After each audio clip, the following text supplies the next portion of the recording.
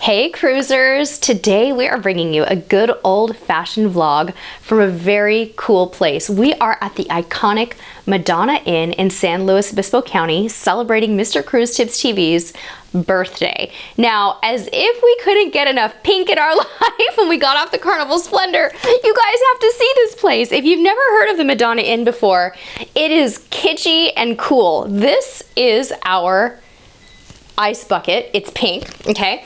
And then robes in the room. Check this out, you guys. Fluffy pink for men and women. So we are having a blast. We are just doing a little road trip. We like to get a little bit of travel into our life every month if we can. So we're enjoying the beautiful gardens here, a gorgeous pool.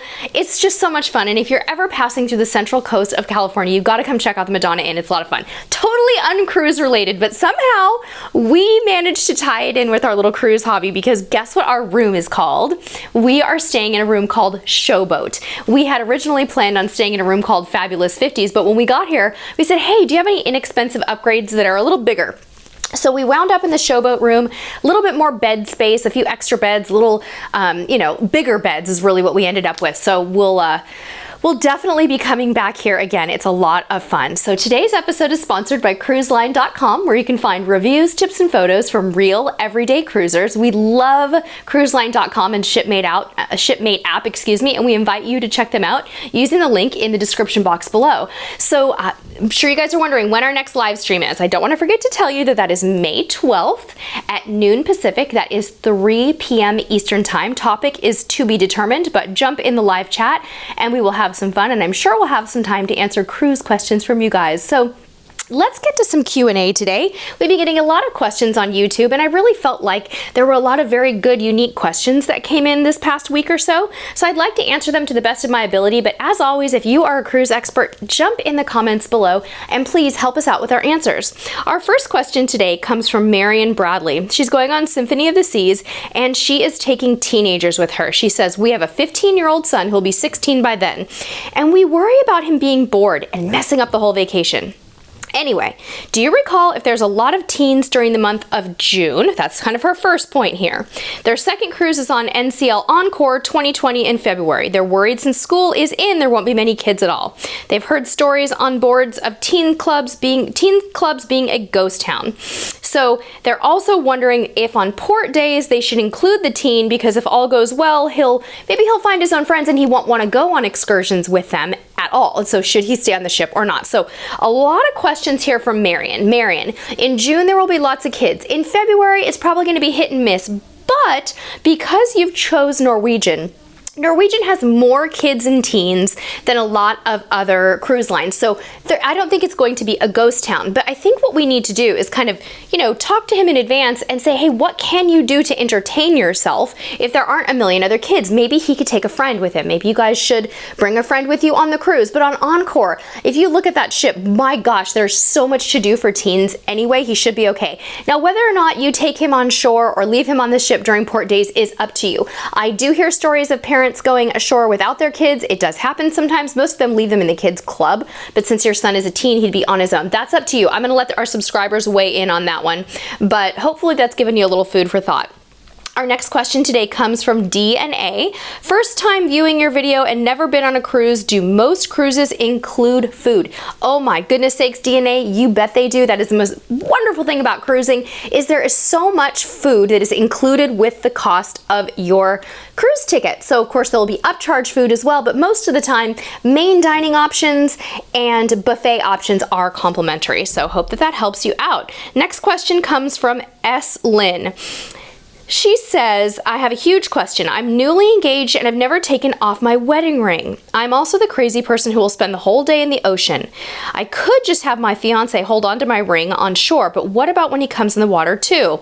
We're cruising on Royal Caribbean's Allure of the Seas, my first cruise. I know some cruise lines have safes in the room and some have safe deposit boxes, but that seems extreme. What do you do, or what do you know of others doing? Okay. So, excellent question about the Ring S Lin, and this is, again, it's up to you, but I would not hesitate to take it off and leave it in the safe in your room. That's probably what most people do. Generally speaking, I leave mine on because I don't worry too much about my rings and they don't slip off, so I feel very comfortable being in the ocean with them all day long. But I think it's perfectly acceptable for you to leave them in your in-room safe if you're more comfortable with that, if they're gonna slip off, or if it's even going to be a consideration for you and it's going to take away from your port day, then girlfriend, put that ring in the safe. Next question comes from Stella Kayat. Stella booked a cruise for the Canary Islands in January aboard Norwegian Spirit. They've been thinking about ways to pack. So they're going to be in Lisbon before the cruise and Madrid after the cruise, and they need to pack smart.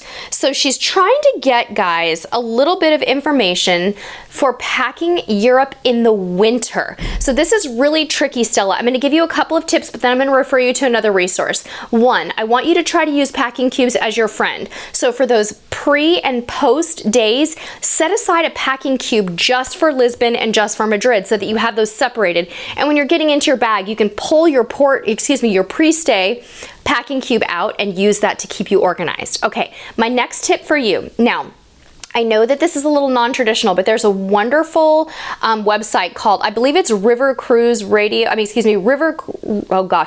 rivercruising.com. And she also does River Cruise Radio. I want you to go check out her website because she does a lot of tips for European cruisers and river cruising and not. So I think that's probably going to be a good resource for you for packing, but layers are going to be key. It can be very, very cold in certain areas of Europe at that time of year and sort of more temperate on the coast in other areas. So without me knowing every port you're going to be in, I can't tell you exactly how to pack, but layers, layers, layers, comfortable shoes, probably a rain layer, all that good stuff. Okay, let me know how that goes. All right, our next cruise comes our next cruise. Boy, you can tell what's on my mind. Our next question comes from Kyla Peterson. She said, can a person only use a debit card? There seems to be a lot of extras like gratuities. All right, so you can generally, on most cruise lines, you can use a debit card to secure your onboard account. However, there may be some holds placed on your debit card that pull away from your cash, and you may not want to do that. So a traditional credit card is what's most commonly used, or putting cash down at the front desk is also another method of doing that. So a lot of people do not want to have those holds placed against their card, their debit card. So if you can get a regular credit card or use cash, that's probably going to be better. Okay. So, next question is also from Kyla. Kyla said, can a person just order room service if they're seasick or lazy? Yep, you sure can. On most of the major lines, you can order room service for whatever reason you want. And most cruise lines these days still offer free room service with some upcharge items. Some offer only upcharge room service, but it's inexpensive and it's fun and it's worth it. So we say, go for it if you'd like. All right, our next question today comes from Steve Black. Steve says, I'm a new cruiser and have been on the Mexican Riviera and Hawaiian cruise on Carnival Miracle, and I'm planning a cruise in August on Carnival Splendor. Any tips on clothes to take on Alaska cruises? Yes, Steve. We have lots and lots of videos, and I know I've already shared those with you in my comment. But the key in Alaska, for those of you who are heading up to Alaska this summer or next summer, is going to be to pack in layers. So you need to start with comfortable clothing like jeans, t-shirts, and a hoodie on, kind of your base layers. And then you need to add a rain layer or some fleece or both on top of that. So be sure to watch all of our Alaska packing videos. We have Alaska packing playlist, and that will really help you. But layers are key, and some non-skid shoes, maybe even some waterproof hiking boots or something like that can be really helpful as well. All right, next question today comes from Janice Ricardo. Janice says, as a new cruiser, my first cruise will be this June on Norwegian Gem. The most need-to-know information is about dress code. I'm so nervous about having to dress up to go to the dining room or just being too casually dressed in general. Well, Janice or Janice, I'm so sorry if I've said your name wrong. Because you're cruising on Norwegian, you actually have some more flexibility. That whole freestyle cruising concept is a real thing. If you want to wear t-shirts and shorts every day, everywhere, you can, but there are also opportunities to dress up on Norwegian. They even have formal nights that are optional. So they call them like dress up if you want type of nights. So you can pack whatever you want. What I recommend that you do, Janice, is pack a variety of clothes, and when you're on board, just decide how it feels for you. Pack the casual stuff, the jeans, the sundresses, maybe take a cocktail dress for formal nights if you like, but be yourself, wear what makes you feel good. You are on your own vacation and you are probably not going to be too casually dressed, so don't worry about it. All right, I think that we have just a few more questions here. Jamie Susie said, is it possible to not book excursions and still get off the ship? Well, I'm going to give you the short answer. Yes, it is. It is a thing. Also, Jamie, you said, is that a thing? You can totally do that. Now, there are some ports where that is not really recommended. You may be in a very industrial port where there's really nothing around where you can do that, but you absolutely can. And if you're short on cash, that might be a good idea. What you might want to do is keep an open mind, take some cash with you, and perhaps if things are going well for you and you get off the ship and maybe it's a little boring, but you've got a lot of extra time, you might want to ask a local cab driver to take you around the city, take you to their favorite beach, something like that where you're not spending a huge amount of money and you didn't plan it, but you can still have some fun and venture ashore a little bit. We always recommend that you do something in port other than walking around so that you really get the feel for where you are traveling in that port. All right, we've got another one here. Let's see. I think we already got that. Oh my goodness, we got them all. We got Janice and Jamie, and I think we're all set. So those were some of the questions that came in on YouTube next week. As always, let us know what topics you would like us to cover in the notes below. And we sure hope to see all of you on May 12th on our next live stream right here on YouTube. What you want to do is subscribe and set a notification so that you'll get alerted when we are going live. Thank you all so very much for watching this fun and kind of different vlog from the Madonna Inn. And until next time, we'll see you on the high seas. Bye-bye. Cruise around the week.